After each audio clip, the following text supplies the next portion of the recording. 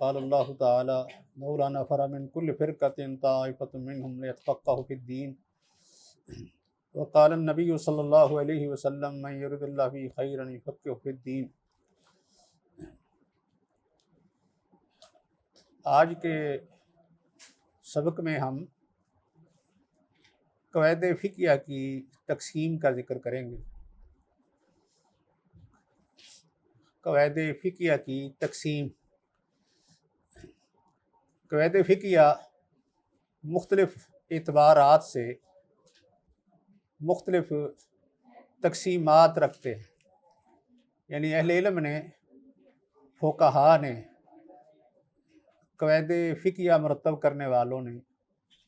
قواعد کی مختلف اعتبار سے تقسیمات کی ہیں۔ ان میں سے ایک تقسیم اس کے اصل اور مصدر کے اعتبار سے، یعنی قواعد فقہیہ کی تقسیم اس کے اصل اور اس کے مصدر کے اعتبار سے، کہ قواعد فقہیہ کا اصل کیا ہے، اس کا مصدر و منبع کیا ہے، کہاں سے ان کو اخذ کیا گیا ہے یا مستنبط کیا گیا ہے، کہاں سے ان کو لیا گیا ہے، اس اعتبار سے اس کی تقسیم ہے۔ تو اس کے مصدر کے اعتبار سے یا اس کے اصل کے اعتبار سے اس کی دو قسمیں ہیں۔ پہلی قسم ان قواعد کی ہے جن کا اصل نص شرعی ہوتا ہے، یعنی پہلی قسم ان قواعد کی ہے جن کا اصل نص شرعی ہوتا ہے، یعنی وہ قرآن سے یا سنت سے ماخوذ ہوتے ہیں۔ اس میں ایک صورت اس کی یہ بنتی ہے، ایک قاعدہ بعینی ہی، یعنی نص کے الفاظ سے ہی ترتیب آ جاتا ہے، اس میں کوئی تبدیلی نہیں ہوتی، یعنی مطلقاً جیسے نص ہوتی ہے ویسے ہی قاعدہ مرتب کر دیا جاتا ہے۔ اس کی ایک صورت یہ ہے، یعنی ایسے قواعد جن کی اصل یا جن کا مصدر وہ یا جن کا ماخذ نصوص ہوتی ہیں، ان میں ایک قسم ایسے قواعد کی ہے کہ جن قواعد کو ایک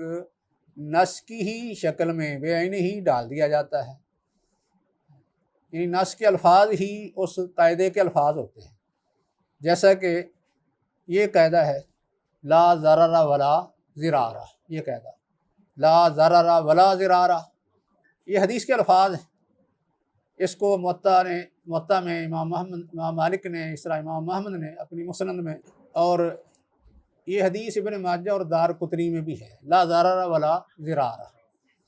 تو اس حدیث کے الفاظ بعینی ہی ایک قاعدے کے الفاظ ہیں، لا ضرر ولا ضرارہ۔ اس کا مفہوم یہ ہے کہ کوئی شخص نہ تو ابتدائی طور پر کسی کا نقصان کرے اور نہ ہی مقابلے میں کسی کا نقصان کرے،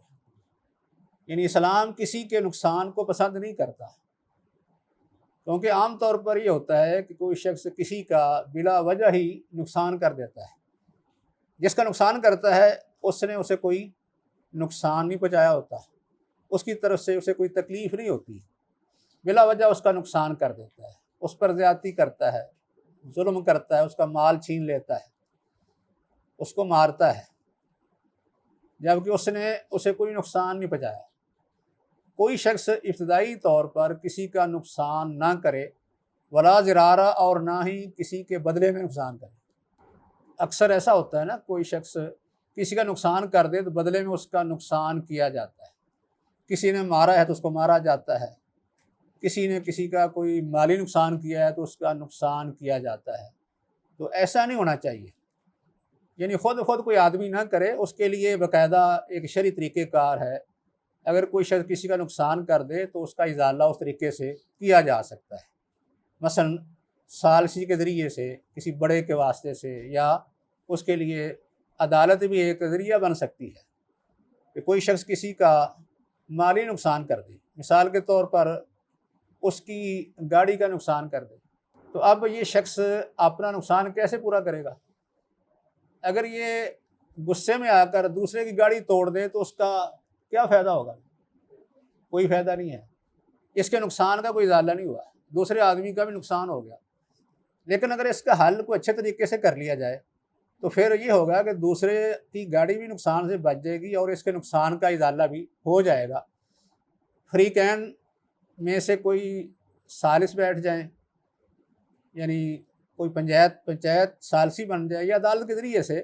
اس نقصان کا تخمینہ کر کے اس کا ازالہ کیا جا سکتا ہے، یہ طریقہ کار ہے۔ لیکن ایسے آدمی اٹھ کے نقصان کے بدلے میں کسی کا نقصان کرے گا، ظاہری طور پر یہ دونوں کا ہی نقصان ہوگا اور دونوں میں سے کسی کا اس میں کوئی فائدہ نہیں ہے۔ اس لیے یہ اس حدیث کے خلاف ہے، اور یہ لا ضرر ولا ضرارہ جو قاعدہ ہے اس کے یہ خلاف ہے، لا ضرر ولا ضرارہ۔ تو اصل میں یہ بیانی حدیث کے الفاظ ہیں، گویا کہ یہ نص ہے جس کو قاعدے کی شکل دے دی گئی ہے، لا ضرر ولا ضرارہ۔ اسی طرح یہ قاعدہ ہے الخراج بالزمانی، مثلا الخراج بالزمانی، یہ قاعدہ ہے۔ یہ بھی روایت حدیث کی کتب میں ہے، جس طرح کہ احمد، ابو داؤد اور ترمذی نے اس کو بیان کیا ہے۔ الخراج بالزمان، جس کا مختصر مفہوم یہ ہے کہ کوئی شخص کسی فائدے کو اسی وقت ہی حاصل کر سکتا ہے جب اس چیز کا نقصان بھی وہ برداشت کرے۔ کسی چیز کے نقصان، کسی چیز کا فائدہ اسی وقت ہی اسے حاصل ہو سکتا ہے یا اٹھا سکتا ہے یا اسے مل سکتا ہے جب اس کا نقصان بھی وہی بھرے۔ یہ مطلب الخراج بالزمانی، یہ حدیث کے الفاظ ہیں۔ اب اس کو اہل علم نے بطور قاعدہ بیان کر دیا، گویا کہ یہ نصوص کے الفاظ ہی ایک قاعدے کی صورت اختیار کر گیا۔ ایک شکل تو اس کی یہ ہوتی ہے، اس طرح اور بھی اس کی مثالیں ہیں، ایسے لا ضرر ولا ضرارہ، الخراج بالزمانی، اور بھی کچھ حدیث ہیں جن کو بطور قاعدہ بیان کر دیا جاتا ہے، کیونکہ یہ حدیث مختصر ہیں، مختصر اور جامع حدیث ہیں، نبی صلی اللہ علیہ وسلم کے جوامع کلمات سے ہیں، جن میں مفہوم بہت سا ہوتا ہے، معنی بہت سے ہوتے ہیں، لیکن الفاظ مختصر ہوتے ہیں، یعنی جوامع کلم۔ تو قاعدہ بھی کیونکہ وہ مختصر الفاظ میں ڈال دیا جاتا ہے نا، مطلب یہ ہوتا ہے ایک بہت بڑے مفہوم کو چند الفاظ میں سمیٹ دیا جاتا ہے۔ تو اسی طرح یہ بھی ہے الخراج بالزمانی، لا ضرر ولا ضرارہ۔ اور اس کی مثال مثلا یہ کہ حدیث آتی ہے کہ الیمین البینۃ علی المدعی یا البینۃ علی من ادعا والیمین علی من انکر، یہ بھی قاعدے کے طور پر ایک حدیث ہے، لیکن ایک یعنی باقاعدہ قاعدے کے طور پر یہ کام دیتی ہے کہ جو شخص کسی چیز پر دعویٰ کرتا ہے تو اسے اس کے لیے گواہی پیش کرنی، ثبوت دینا ضروری ہے، اور جس پر دعویٰ کیا گیا ہے مدعا علیہ، اسے اگر وہ انکار کرے تو پھر قسم دینی ہوگی۔ تو بہرحال ایک تو قواعد کا انداز یہ ہے، یعنی ان کے مصدر یعنی بیانی ہی احادیث ہوتی ہیں۔ دوسری شکل یہ ہوتی ہے کہ وہ قواعد اصل میں وہ نمائندگی کر رہے ہوتے ہیں نصوص کی، بیانی ہی نصوص تو نہیں ہوتے لیکن نصوص کے معنی کی وہ نمائندگی کرتے ہیں قواعد۔ یہ دوسری شکل ہے، اصل مصدر ان کا نصوص ہی ہوتا ہے لیکن بیانی الفاظ نہیں ہوتے، یعنی اس کا معنی ان میں پایا جاتا ہے۔ جس طرح کہ یہ قاعدہ الامور بمقاصدہا، الامور بمقاصدہا، یہ بیانی ہی حدیث کے الفاظ نہیں ہیں، نص میں نہیں بیانی، لیکن یہ یعنی حدیث کا یا کہہ لیں کہ کئی احادیث کا یہ مفہوم ہے، یہ یعنی نچوڑ ہے ان کے معنی کا۔ الامور بمقاصدہا، یہ اس کی یعنی قاعدے کی مثال ہے۔ تو اصل میں اس قاعدے کی بنیاد کیا ہے؟ حدیث انما الاعمال بالنیات، انما الاعمال بالنیات، اعمال کا دار و مدار نیتوں پر ہے، یعنی انسان کے اعمال کا نتیجہ، ثمرہ، ان کا صحیح ہونا، قبول ہونا، معتبر ہونا، یہ انسان کے یعنی مقاصد اور اس کی نیت کے مطابق ہوگا۔ تو اس طرح کی جو احادیث ہیں ان کا مفہوم یہ بنتا ہے الامور بمقاصدہا۔ تو یہ یعنی وہ قواعد ہیں جن کی اصل تو نصوص ہیں لیکن بیانی الفاظ نہیں بلکہ ان کے معنی ہیں۔ بعض دفعہ یعنی ایسا ہوتا ہے کہ ایک قاعدہ وہ نصوص کے ایک مجموعے سے اخذ کیا جاتا ہے، مطلب یہ ہے کہ کوئی ایک نص نہیں ہوتی بلکہ کئی نصوص کو سامنے رکھ کر یا کئی نصوص کے معنی کو یا ان کے مفہوم کو سامنے رکھ کے ایک قاعدہ مرتب کر دیا جاتا ہے، اس کی ایک شکل یعنی یہ ہے، جس طرح کہ یہ قاعدہ ہے الیقین لا یزول بالشک، الیقین لا یزول بالشک کی، یقین شک سے زائل نہیں ہوتا، یعنی ایک چیز یقین سے ایک دفعہ ثابت ہو جائے تو وہ شک کی بنا پر ختم نہیں کی جا سکتی، ختم نہیں ہو سکتی، یقین کو یقین ہی ختم کرے گا، یقین کو شک ختم نہیں کر سکتا، یعنی جس کام پر جس چیز پر انسان کو پہلے یقین ہے تو اس میں شک وارد ہونے کی وجہ سے اس کو یقین کو ختم نہیں کیا جا سکتا، بلکہ وہ یقین باقی رہے گا حتیٰ کہ اس کو تبدیل کرنے والی کوئی یقینی دلیل مل جائے۔ تو الیقین لا یزول بالشک، یہ قاعدہ یہ ماخوذ ہے مختلف نصوص سے، یعنی نصوص کے ایک مجموعے سے یہ ماخوذ ہے، جس طرح کہ یہ حدیث ہے، آپ نے یہ پڑھی ہے کتاب الطہارہ میں، مثلا یعنی نماز کے مسائل میں ان کا ذکر آتا ہے، اذا واجد احدکم فی بطنہ شیئا فاشکل علیہ یا خارج منہ شیء ام لا فلا یخرجن من المسجد حتی یسمع صوتا او یجد ریحا، یہ حدیث کہ اذا واجد احدکم فی بطنہ شیئا فاشکل علیہ یا خارج منہ شیء ام لا، آگے فلا یخرجن من المسجد حتی یسمع صوتا او یجد ریحا، کہ جب کوئی شخص اپنے پیٹ میں کوئی گڑبڑ پاتا ہے اور اس کے بعد کیا ہوتا ہے، اس پر یہ اشکال وارد ہوتا ہے، شک ہوتا ہے اسے کہ کیا اس کے پیٹ سے کچھ نکلا ہے یا کہ نہیں، ہوا خارج ہوئی ہے یا کہ نہیں، تو حدیث میں آگے کیا اس کا حل یہ ہے شک وارد ہونا، اس سے پہلے یقین ہے کہ میں نے طہارت کی ہوئی ہے، لیکن بعد میں کیا ہوا، شک لاحق ہو رہا ہے کہ پیٹ سے ہوا نکلی ہے یا کہ نہیں، تو شک کی بنا پر آپ وضو کو ختم نہیں سمجھیں گے بلکہ وضو باقی رکھیں گے، طہارت کو قائم رکھیں گے، اس لیے بعد میں حدیث الفاظ یہ ہیں فلا یخرجن من المسجد حتی یسمع صوتا او یجد ریحا، آواز سنے یا اس کی بدبو محسوس کرے تو پھر تو اسے یقین ہو جائے گا کہ میرا وضو ٹوٹ گیا ہے، پیٹ سے ہوا نکل گئی ہے، لیکن اگر یہ صورتحال نہیں بنتی تو صرف شک ہے، تو شک کی بنا پر وہ وضو ختم نہ کرے، تو اس کا مطلب کہ اصل کیا ہے، یقین، یقین شک سے زائل نہیں ہوگا، کیونکہ جب اس نے وضو کیا اسے یقین تھا کہ میں نے طہارت کر لی ہے، وضو کر لیا ہے، اب ایک شک لاحق ہو گیا ہے، تو شک کی بنا پر اس یقین کو ختم نہیں کیا جا سکتا۔ اب اس حدیث کا جو میں نے آپ کے سامنے ابھی یہ پڑھی ہے، اس کا یہ مفہوم ہے، اس سے یہ قاعدہ اخذ کیا گیا ہے الیقین لا یزول بالشک۔ اس طرح اور بھی حدیث ہے، وہ بھی نماز کے بارے میں، جس میں یہ ہے کہ نبی صلی اللہ علیہ وسلم کا یہ فرمان ہے، یہ حدیث بھی صحیح ہے، یعنی صحیح مسلم میں ہے۔ ایک دوسری حدیث اذا شک احدکم فی صلاتہ، اذا شک احدکم فی صلاتہ، اپنی نماز میں اسے شک ہوتا ہے، شک کیا ہوتا ہے، فلم یدری کم صلی، اسے یہ علم نہیں ہوتا ہے کہ اس نے کتنی رکعتیں پڑھی ہیں، یعنی رکعتوں میں شک ہو جاتا ہے نماز پڑھتے ہوئے، تو اس میں یہ ہے کہ اثلاثن ام اربعن، 3 پڑھی ہیں یا 4 پڑھی ہیں، اگر یہ شک ہو جائے تو پھر اس کے بعد کیا کرے، اس میں ہے کہ فَلْيَطْرَحِ شک وَلْيَبْنِ عَلَى مَسْتَيْقَنَ، شک کو ختم کر دے اور بنیاد رکھے اس پر جس پر اسے یقین ہے، تو اس کو یقین کس پر ہے، مثلا اسے نماز میں شک ہوا کہ میں نے 2 پڑھی ہیں یا 4 پڑھی ہیں، 3 پڑھی ہیں یا 4 پڑھی ہیں، تو 3 4 میں شک ہوتا ہے، 2 یقینی ہیں، تیسری میں شک ہے، تو پھر تیسری کو وہ کیا کرے، اس کو ختم کر دے، یعنی تیسری رکعت نہ سمجھے، 2 پر یقین ہے تو اس کے بعد 2 شمار کرے، اگر 3 پڑھنی ہے تو 3 کر لے، اگر 4 والی نماز ہے تو 4 کر لے، مطلب اگر 3 4 میں شک ہے تو 3 کا پر بنیاد رکھ کے چوتھی پڑھ دے، اگر 3 4 میں شک 2 3 میں شک ہے تو پھر 2 پر بنیاد رکھ کے، کیونکہ 2 یقینی ہے تیسری مشکوک ہے، تو اس کے بعد ایک اور رکعت اس میں ملا لے۔ اس حدیث میں بھی یہ ہے کہ اصل بنیاد کس پر رکھنی ہے، یقین پر، یقینی جو چیز ہے اس کو شک زائل نہیں کر سکتا، مطلب یہ ہے کہ یہ مختلف احادیث ہیں حدیثوں کا مجموعہ وہ دلالت کرتا ہے اس قاعدے پر۔ قاعدہ کیا ہے؟ یقین لا یزول بالشک، یقین شک سے زائل نہیں ہوتا۔ پر یہ قاعدے کی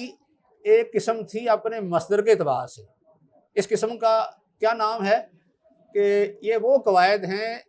جن کی اصل، جن کا مصدر جو ہے وہ کیا ہے؟ نصوص ہے، یا تو بیانی نصوص کے الفاظ ہیں، یا پھر کسی نص کا معنی ہے، یا مختلف نصوص یعنی کہ معنی کو کچھ الفاظ میں ترتیب دے دیا گیا ہے، یعنی قاعدے کی شکل میں گویا کہ وہ قاعدہ مختلف نصوص کے معنی کا ترجمان ہوتا ہے۔ دوسری قسم قواعد کی وہ ہے کہ جن کو علماء نے نصوص سے مستنبط کیا ہوتا ہے، یعنی استقراء سے، یعنی فقہی احکام کے تتبع کے دوران وہ کوئی قاعدہ اخذ کر لیتے ہیں۔ دوسری قسم ان قواعد کی ہے، یہ قواعد وہ ہیں کہ جو احکام کے استقراء سے معلوم ہوتے ہیں، احکام کے استقراء سے، یعنی علماء نے احکام کی تتبع کے درمیان یا دوران ان کو شرعی احکام سے مستنبط کیا ہوتا ہے۔ مطلب یہ ہے کہ وہ نصوص سے شرعی احکام اخذ کرتے ہیں، فقہی احکام جنہوں کہتے ہیں، فروعات، جزیات، تو ان کو یعنی تتبع کے درمیان شرعی احکام یا فقہی احکام کی تلاش کے درمیان وہ کسی ایک قاعدے پر پہنچ جاتے ہیں، یعنی ایک نتیجہ اسے اخذ کر لیتے ہیں، ان کا ایک جو ہے وہ نچوڑ ان کے ذہن میں آ جاتا ہے۔ اس کو وہ یا تو ایسے کرتے ہیں کہ خود ہی کچھ الفاظ میں ترتیب دے دیتے ہیں، یعنی خود اپنے الفاظ میں ان کو مرتب کر دیتے ہیں۔ ایک شکل اس کی یہ ہوتی ہے کہ علماء فقہا جو ہیں وہ شرعی احکام کو تلاش کرتے ہوئے کچھ قواعد مرتب کر دیتے ہیں، یعنی ان سے جو وہ ایک نچوڑ نکالتے ہیں ان کو وہ اپنے الفاظ میں ایک قاعدے کی شکل دے دیتے ہیں۔ ایک اس کی صورت یہ ہے، مطلب یہ ہوتا ہے کہ وہ قاعدہ امام نے خود ترتیب دے دیا، یا اس کی شکل یہ بھی بنتی ہے کہ بعد میں آنے والے وہ کسی امام کے جو فتاویٰ دیکھتے ہیں نا، اس کی فقہ کو دیکھتے ہیں، فتاویٰ کو دیکھتے ہیں، تو ان فتاویٰ سے وہ کوئی قاعدہ اخذ کر لیتے ہیں۔ کہتے ہیں کہ یہ جو جتنے فتاویٰ ہیں ان کی بنیاد کیا ہے؟ فلاں علت پر ہے۔ مثال کے طور پر انہوں نے ان فتاویٰ کے اندر کوئی علت تلاش کر لی کہ ایک امام نے فتویٰ دیا ہے تو اس کی بنیاد مختلف، یعنی فتوے دیے ہیں، کئی مسائل میں فتوے دیے ہیں، ان سب مسائل میں ہمیں یہ وجہ نظر آئی ہے، یا یہ کوئی علت نظر آئی ہے، یا کوئی اور اس میں کوئی مشترک معنی وصف نظر آیا ہے، تو اس بنیاد پر وہ ایک قاعدہ مرتب کر دیتے ہیں۔ گویا کہ یہ قاعدہ جو ہے وہ کسی امام کے فقہی مسائل یا اس کے فتاویٰ کو دیکھ کر مرتب کیا جاتا ہے۔ ایک صورت یہ ہوتی ہے کہ ایک امام خود ہی اپنے الفاظ میں ترتیب دے دے، یا یہ ہوتا ہے کہ کوئی بعد میں آنے والا کسی امام کے فتاویٰ کو دیکھ کر، اس کے مسائل کو دیکھ کر وہ ایک قاعدہ مرتب کر دیتا ہے۔ عام طور پر جو قواعد ہیں وہ اس طرح کے ہوتے ہیں، یعنی جو علماء کے فتاویٰ سے یا علماء نے ان کو خود مرتب کیا ہوتا ہے۔ جس طرح کہ مثلا یہ قاعدہ لا ينسب الى الساکت قول، مثلا لا ينسب الى ساکت قول، کسی خاموش آدمی کی طرف قول منسوب نہیں کیا جا سکتا، کسی خاموش آدمی کی طرف قول منسوب نہیں کیا جا سکتا۔ مثلا ایک بات کسی کے سامنے کی جاتی ہے اور وہ خاموش رہتا ہے، تو کیا کہا جا سکتا ہے کہ جو بات کہی گئی اس کا یہ بھی قائل ہے؟ خاموش کی طرف کوئی بات منسوب نہیں کی جا سکتی۔ مثلا یہ قاعدہ ہے، اس کی وضاحت مزید آگے ہوگی۔ وہ جاننے کے بعد اس سے ایک قاعدہ اخذ کر لیتے ہیں کہ فلاں امام کے نزدیک یہ قاعدہ ہے، اگرچہ امام نے خود وہ اپنے الفاظ میں بیان نہیں کیا ہوتا۔ دوسری شکل یہ ہے۔ تو کیونکہ یہ قواعد جو ہیں وہ ہمیں شرعی احکام خاص کر سمجھنے میں اور جدید واقعات پر شرعی احکام کو یعنی منطبق اور فٹ کرنے میں آسانی مہیا کرتے ہیں۔ اس لیے یہ جو تقسیمات ہیں یہ سمجھ لیں کہ یہ بھی آسانی کے لیے، تاکہ مختلف جہات سے مختلف پہلوؤں سے قواعد کو پڑھا جائے، سمجھا جائے، تاکہ آگے ان کی جو جزیات ہیں، فروعات ہیں، ان کو سمجھنے میں آسانی ہو۔ کیونکہ اصل یہ قواعد جو ہیں وہ سمجھنے کہ فقہ اسلامی کے اندر ہی درک پیدا کرنے کہ یہ قاعدے اور اصول۔ تو ایک تقسیم جو ہے وہ اس کی یہ تھی، یہ مصدر کے اعتبار سے اس کی تقسیم ہے، مصدر اصل کے اعتبار سے۔ اس طرح بھی کچھ نام دے دیا جاتا ہے ان کو کہ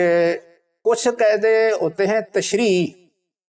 قاعدے۔ تشریعی قاعدے ہوتے ہیں کہ بیان ہی یا تو اس میں نص ہوتی ہے یا نص کی دلالت واضح ہوتی ہے، صریح ہوتی ہے، ایسے قاعدے تشریعی کہلاتے ہیں۔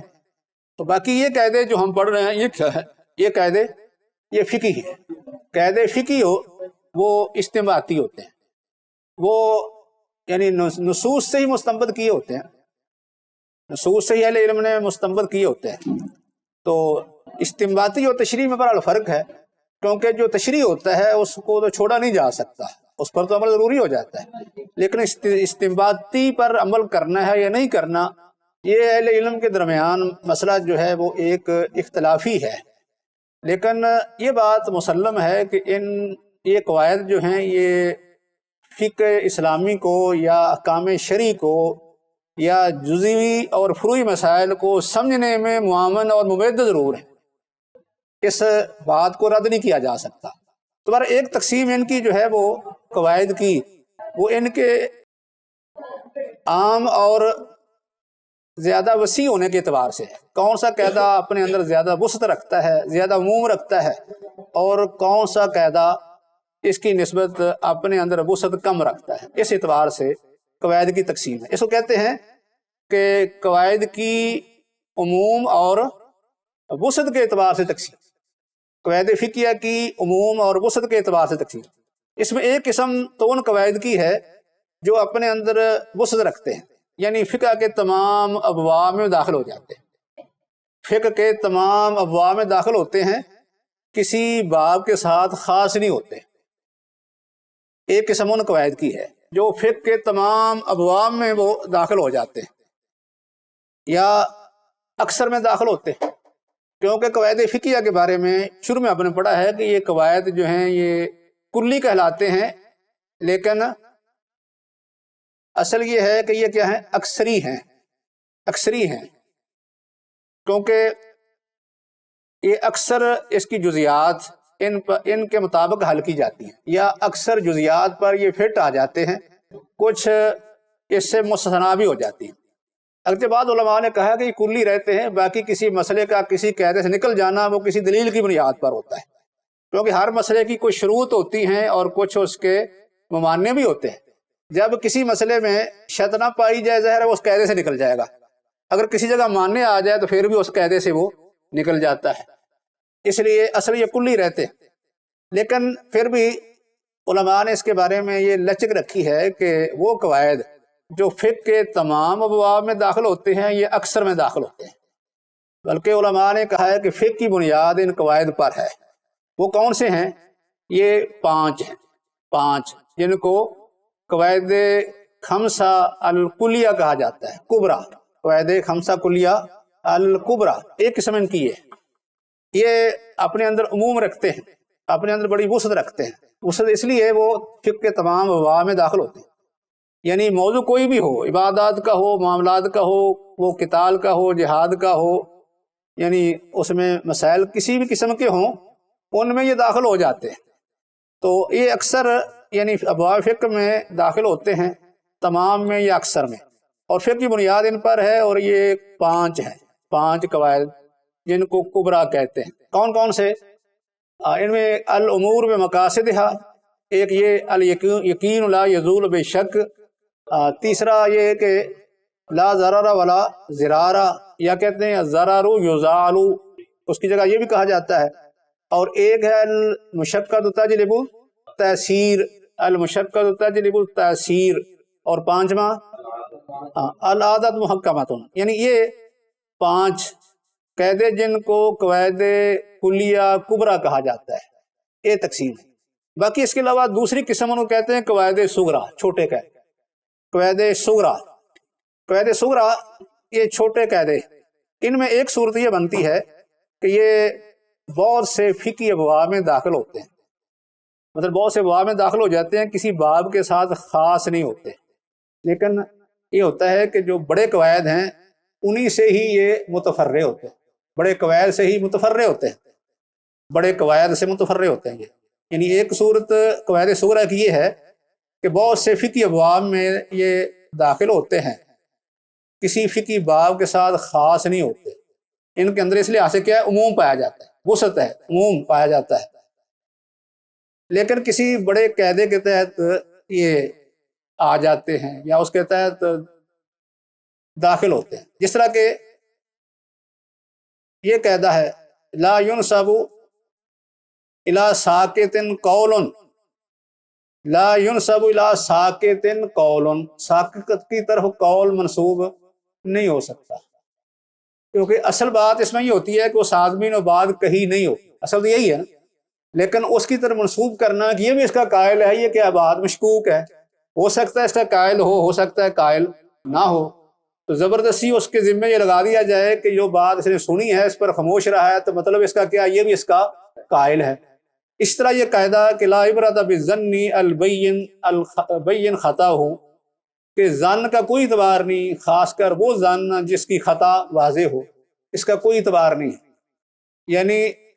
ظن جو ہے اس کا کوئی اعتبار نہیں، وہ ظن جس کی خطا واضح ہے۔ لا عبرۃ بالظن البین